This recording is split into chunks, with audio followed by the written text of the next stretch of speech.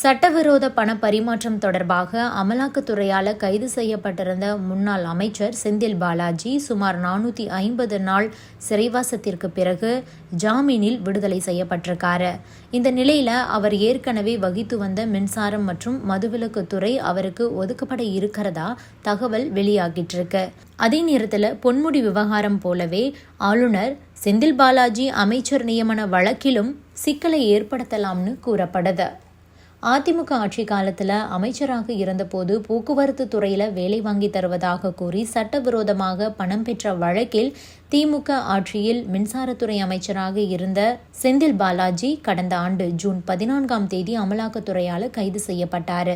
சுமார் 450 நாட்களுக்கு மேலாக செந்தில் பாலாஜி புழல் சிறையில் அடைக்கப்பட்டிருந்த நிலையில பலமுறை அவரது ஜாமீன் மனுக்கள் நிராகரிக்கப்பட்டது. 50க்கும் மேற்பட்ட முறை அவரது நீதிமன்ற காவலும் நீட்டிக்கப்பட்டது.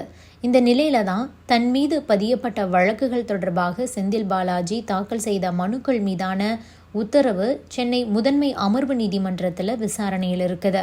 அவரது நீதிமன்ற காவல் நீட்டிப்பு, குற்றச்சாட்டு பதிவு போன்ற விவகாரங்கள் சென்னை முதன்மை அமர்வு நீதிமன்றத்தால் தான் விசாரிக்கப்படுது.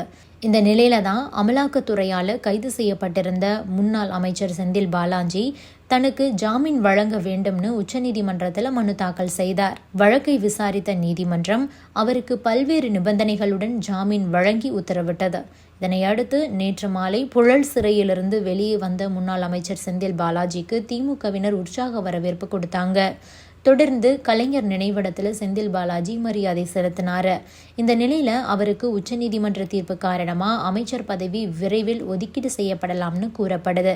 அக்டோபர் மாதத்தில் அமைச்சரவை மாற்றம் இருக்கும்னு, உதயநிதிக்கு துணை முதலமைச்சர் பதவியோடு செந்தில் பாலாஜிக்கு அமைச்சர் பதவியும் மேலும் சில ஜூனியர்களுக்கு அமைச்சர் பதவியும் வழங்கப்படும்னு எதிர்பார்க்கப்படுது. இந்த நிலையில தான் செந்தில் பாலாஜி ஏற்கனவே கவனித்து வந்த மின்சாரம் மற்றும் மதுவிலக்குத்துறை ஒதுக்கப்படும்னு கூறப்படுது.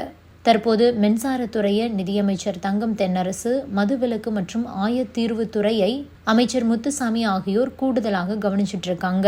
இந்த நிலையில தான் செந்தில் பாலாஜி சிறையிலிருந்து வெளியே வந்திருக்கிறதுனால அவர் ஏற்கனவே வகித்து வந்த துறைகள் அவருக்கு ஒதுக்கப்படும்னு கூறப்படுகிறது.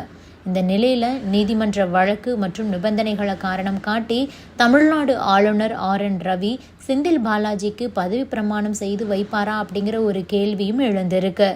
ஏற்கனவே நீதிமன்ற தீர்ப்பு காரணமா அமைச்சர் பொன்முடி பதவி இழந்த நிலையில மீண்டும் சட்ட போராட்டங்களுக்கு பிறகுதான் அவர் அமைச்சராக ஆளுநரால பதவி பிரமாணம் செய்து வைக்கப்பட்டாரு.